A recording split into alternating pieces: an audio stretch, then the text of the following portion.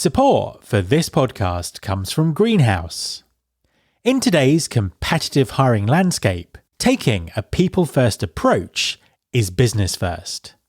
That's why Greenhouse helps companies adopt a flexible, fair, and efficient approach to hiring. Greenhouse empowers everyone, from recruiters to hiring managers, to make confident decisions that help strengthen your business so you can get measurably better at hiring. Discover how Greenhouse can help you hire for the kind of business you want to build. Learn more at greenhouse.com/hire. That's greenhouse.com/hire. There's been more of scientific discovery, more of technical advancement and material progress in your lifetime and mine than in all the ages of history.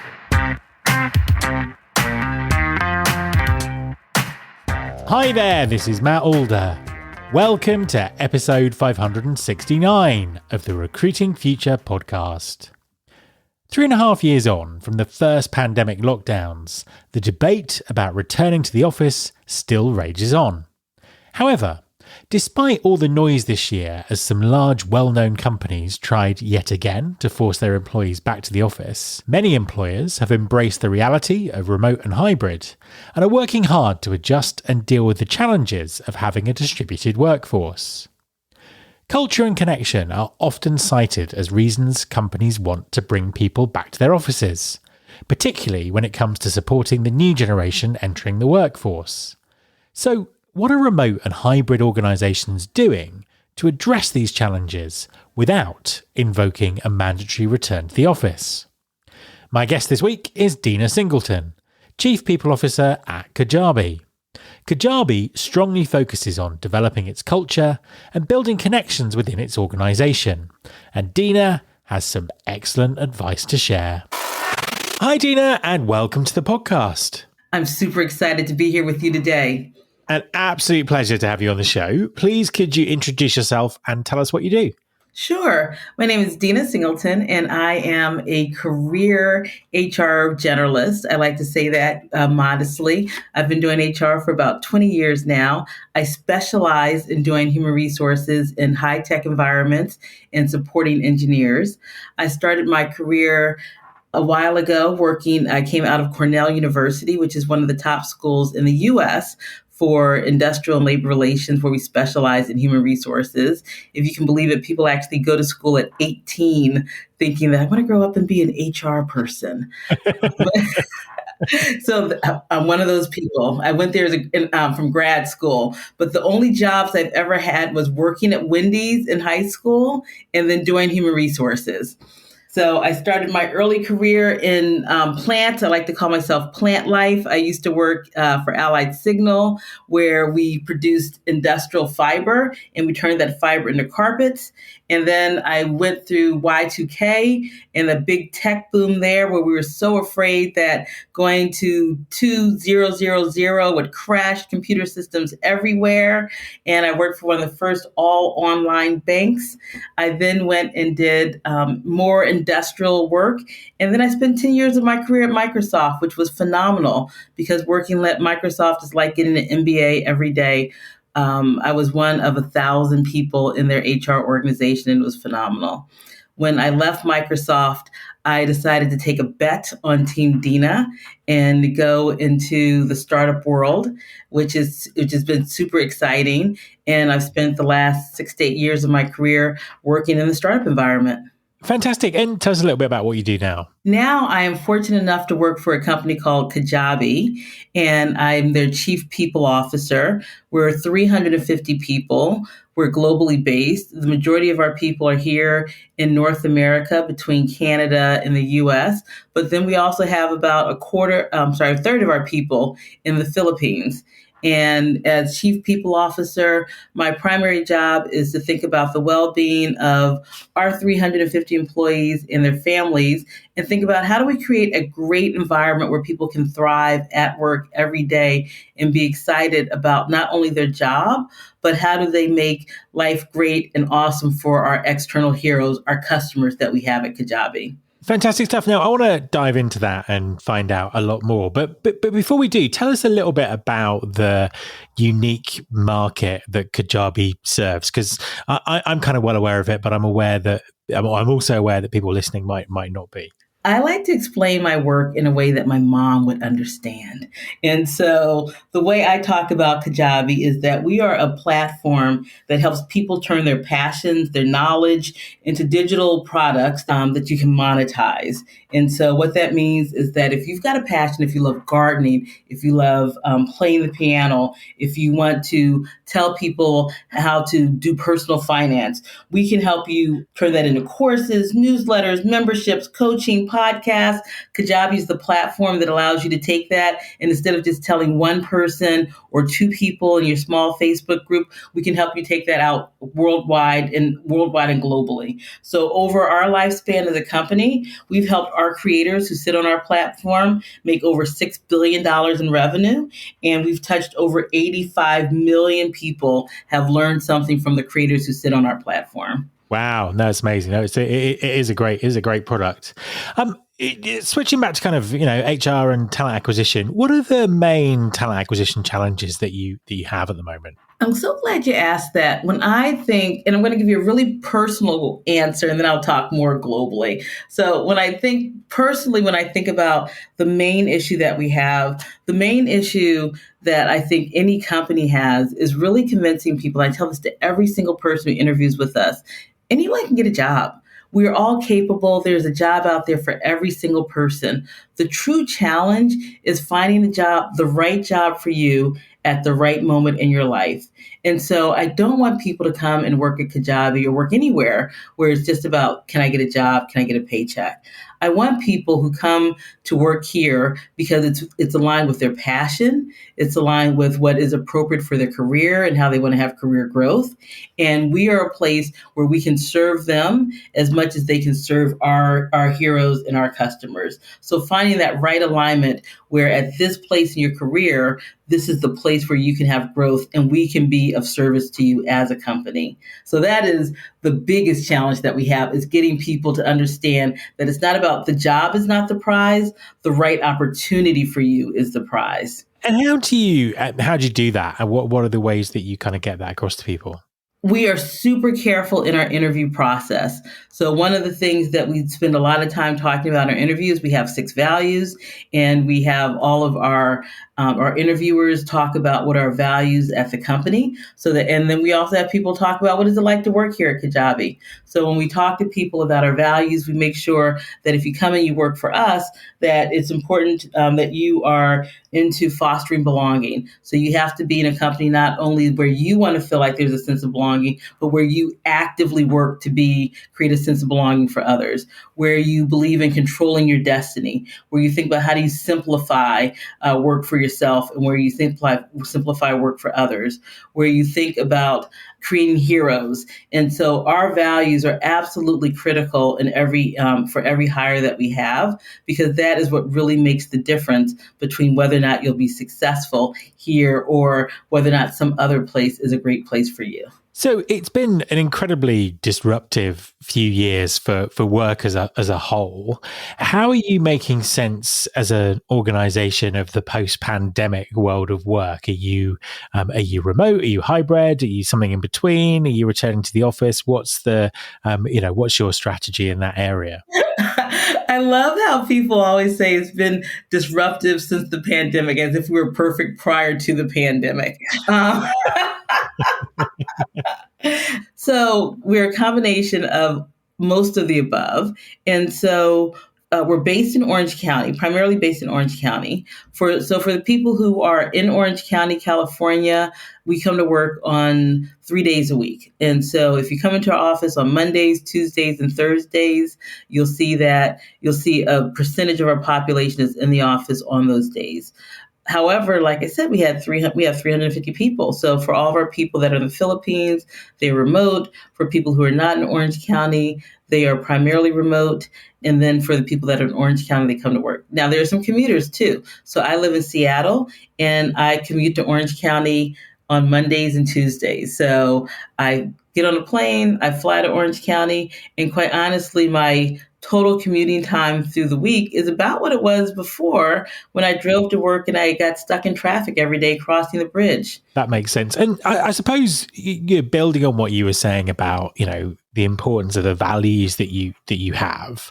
How do you build culture in a team like that, where some of them are distributed, some of them in the office, some of the time? How do you build culture in that kind of environment? That is my favorite question. And it's a question that I ask my managers, I ask ICs. Every week, I think I have 3 to 5 conversations about that very specific question, because I know that that is the answer to figuring out how we're going to not only be a great place for our employees, but do great things for our customers and our external heroes. And so the question that I specifically ask people is, who's your community?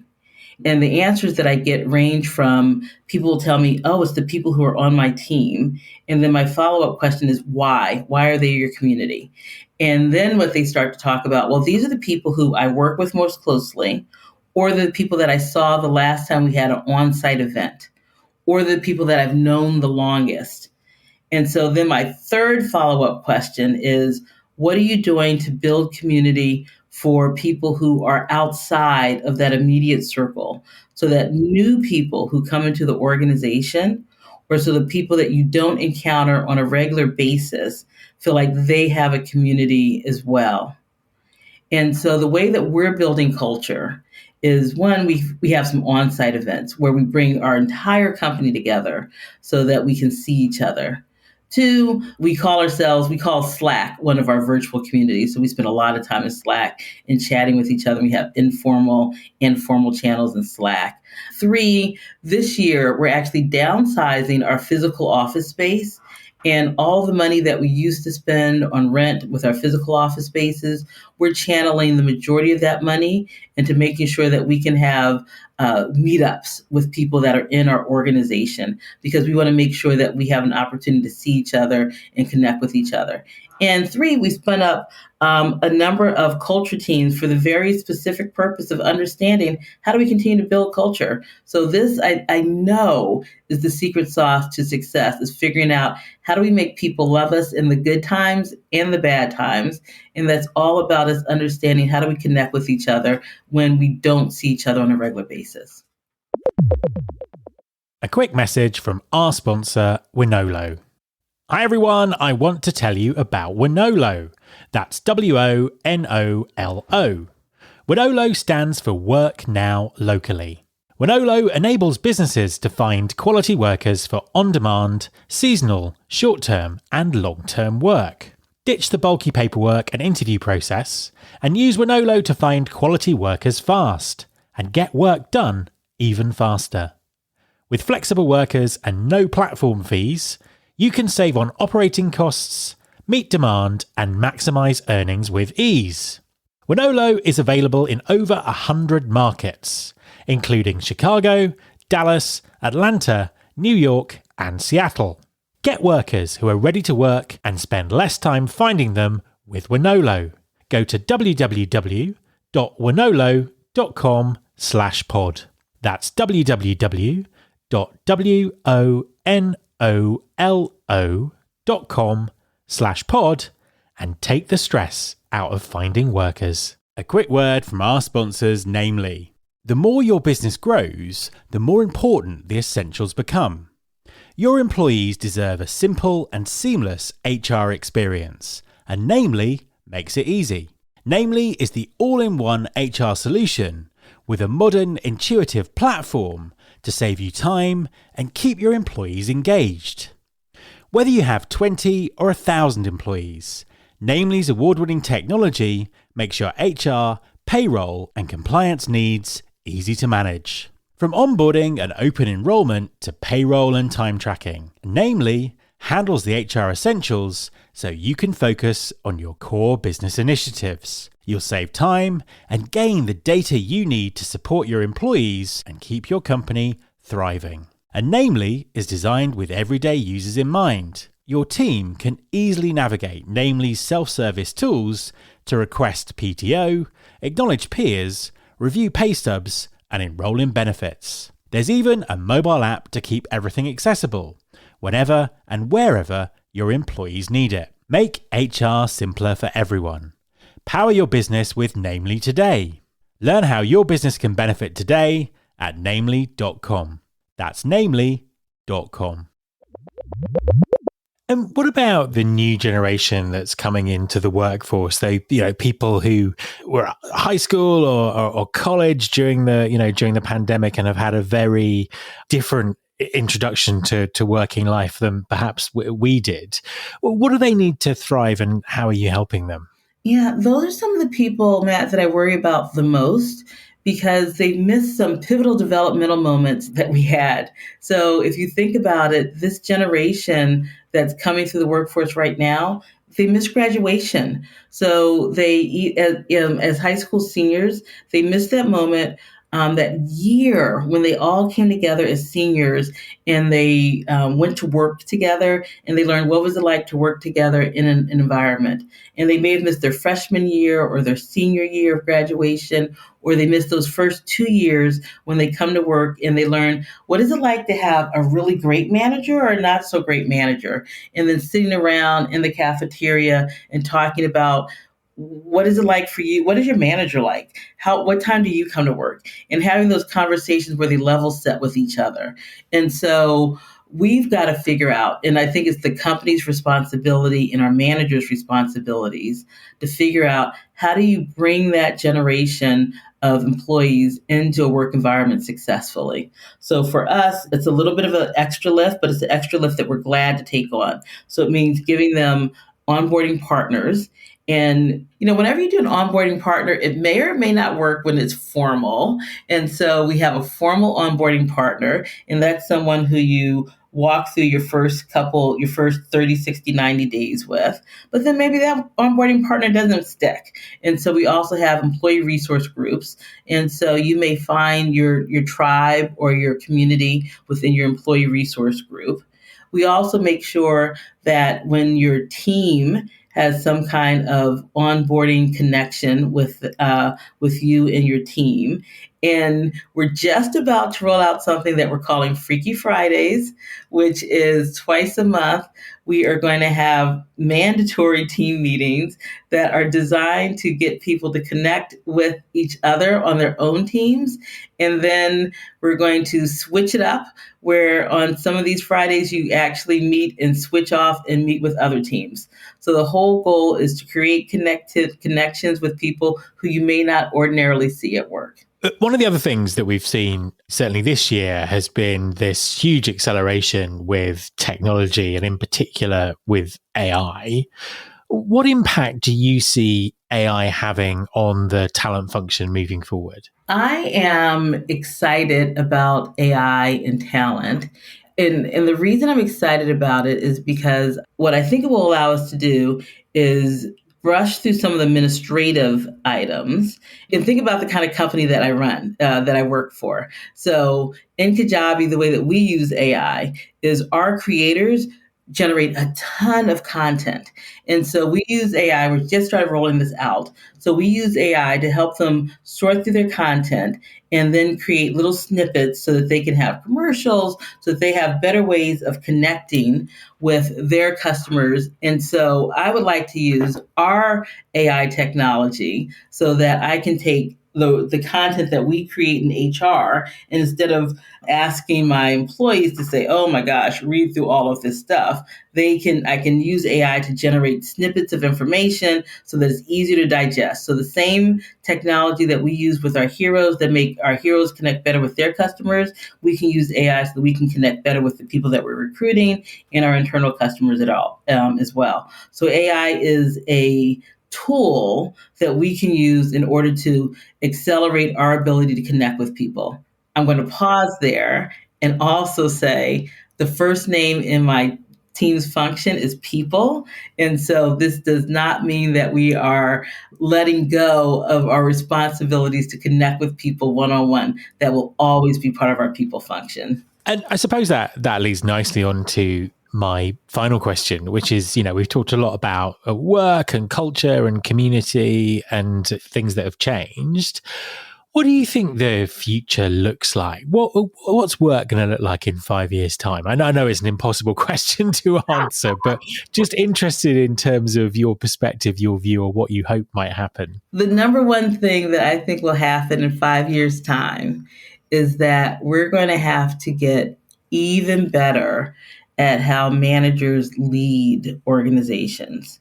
What this reminds me of is, and I've spent a long time in technology, and it used to be that you could be in technology, and the fact that stock prices for our companies were rising so fast, it erased a lot of the sins of bad management because stock prices were rising fast, and that was a great thing for everyone who worked in technology. And then when stock prices slowed down, we found out that we had to get really good at being great managers in order to retain our people. Now that people don't come to work as much and we live in a more distributed workforce, we're going to have to get really good at managing people and creating connections, which means that we don't have the luxury of not being great managers anymore. And so I think that work in 5 years for good companies means that the life of individual contributors is going to be a lot better, because that is the thing that is going to make good companies thrive. Dina, thank you very much for talking to me. It has been so much fun. I hope we do this again. And I love talking about people, and I love talking to you, Matt. Thank you very much.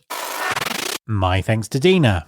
If you're a fan of the Recruiting Future podcast, then you will absolutely love our monthly newsletter, Recruiting Future Feast. Not only does it give you the inside track on what's coming up on the show, you can also find everything from book recommendations to insightful episodes from the archives, and get first access to new content that will help you understand where our industry's heading. For a limited time, subscribe to the Recruiting Future Feast newsletter and get instant access to the video recording of the recent remixed webinar on AI and talent acquisition, featuring some of the smartest thinkers in the industry. Just go to mattalder.me/webinar to sign up. That's mattalder.me/webinar. You can subscribe to this podcast on Apple Podcasts, on Spotify, or via your podcasting app of choice. You can also find and search all the past episodes at recruitingfuture.com. And don't forget to sign up for the newsletter, Recruiting Future Feast. Thanks very much for listening. I'll be back next time, and I hope you'll join me.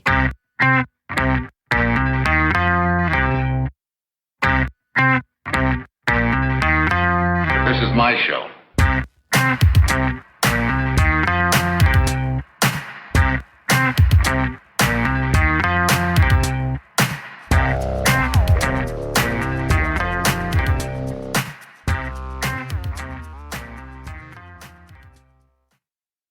Welcome to Don't Retire, Graduate, the podcast that asks you what you want to be when you grow up so you can graduate into retirement with a purpose and a passion, whether you're 25, 85, or any age in between.